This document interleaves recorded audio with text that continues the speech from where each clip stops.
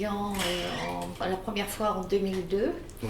et la seconde fois je crois que c'est 2011 ou 12, je me souviens plus exactement là dans ces dernières années. Je suis restée toute une journée avec les étudiants et voilà, c'est tout ce que je connais, mais c'est important. Je crois que je n'aurais jamais connu Villetaneuse sans cette université Paris-Nord-Villetaneuse. Mais je viens de découvrir là aujourd'hui, en voiture, la ville. C'est une ville qui est moins grande que je l'imaginais, très diverse. Je ne connais pas encore assez pour pouvoir me prononcer.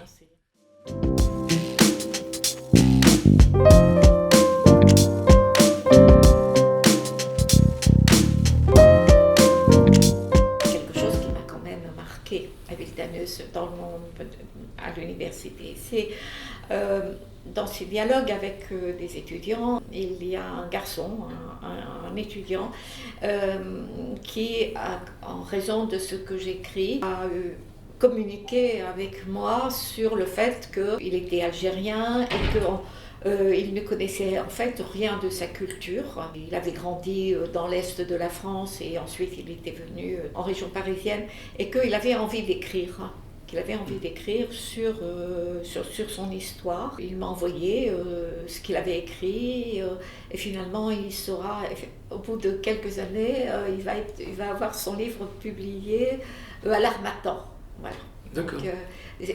Donc, c'est quelque chose qui m'a marqué parce que d'une rencontre, quelqu'un va vouloir prendre conscience de sa propre histoire, la donner, essayer de la comprendre par l'écriture et en même temps de la donner à d'autres. Et voilà, c'est quelque chose de forcément positif et qui en dit long aussi d'intégration en France et ce besoin aussi que sa propre origine, sa culture d'origine ne soit pas effacée. Je crois que c'est les deux, tenir les deux bouts d'une chaîne.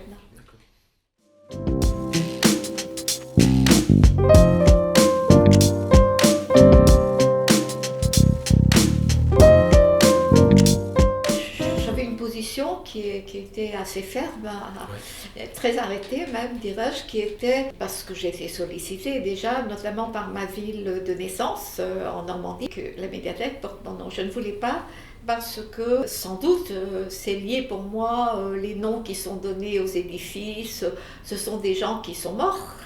Voilà. Et je me disais, il faut que vous attendiez que je sois morte pour mettre mon nom, voilà. Et puis, j'ai reçu la lettre de votre maire, du maire, donc Dionor Excellent. J'ai appris que voilà, le conseil municipal proposait mon nom. Alors j'avais le choix, effectivement, j'ai réfléchi tout de même. Et je me suis dit que, au fond, refuser parce que c'est là où je suis née. Au fond, c'est normal, je trouve. Qu'est-ce que c'est que la naissance, finalement? C'est le hasard. Et je me suis dit, là, si on me propose, parce que, je suppose, c'est à cause de ce que j'ai écrit, donc de ce que j'ai fait, et du sens de mon œuvre. Et également de me dire, cette ville qu'est Villetaneuse, donc je connaissais tout de même un peu, ici en Seine-Saint-Denis, qui a déjà un sens, et une ville qui n'avait jamais été à droite. Voilà. Je veux dire que voilà, ça pouvait être une rencontre entre mon travail, mes opinions, mes engagements qui n'ont jamais varié. Un endroit culturel, une médiathèque.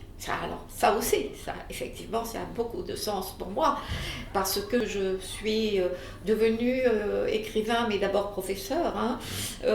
Écrivaine, c'est bien sûr grâce aux livres. Et que, contrairement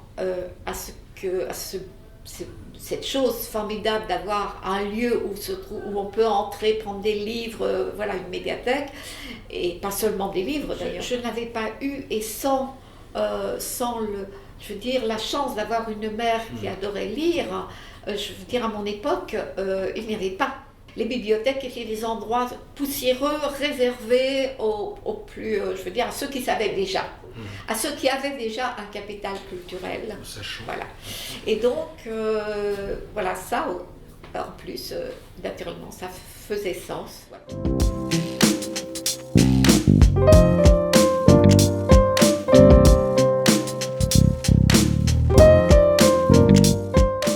Démocratisation à travers le concept de médiathèque, bien sûr, que le mot bibliothèque, c'est connoté.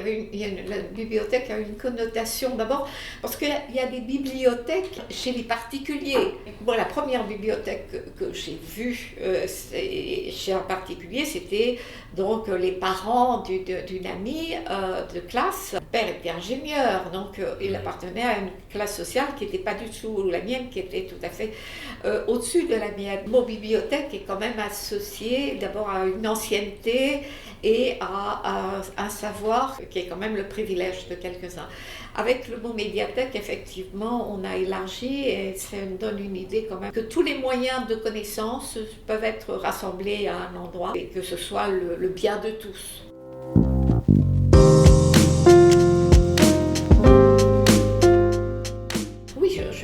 Effectivement, j'écris, mais voilà, je pourrais le présenter à ce moment-là. Ah ouais, super. Mais attendez, on n'en est pas là. Hein.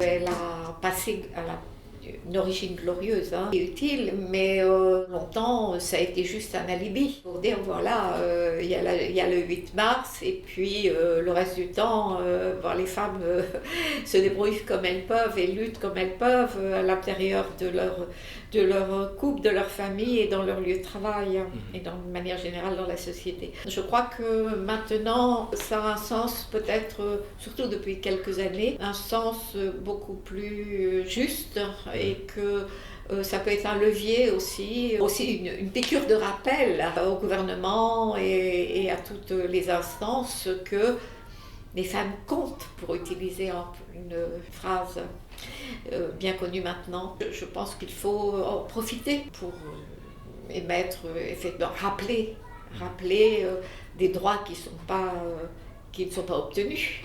Et voilà.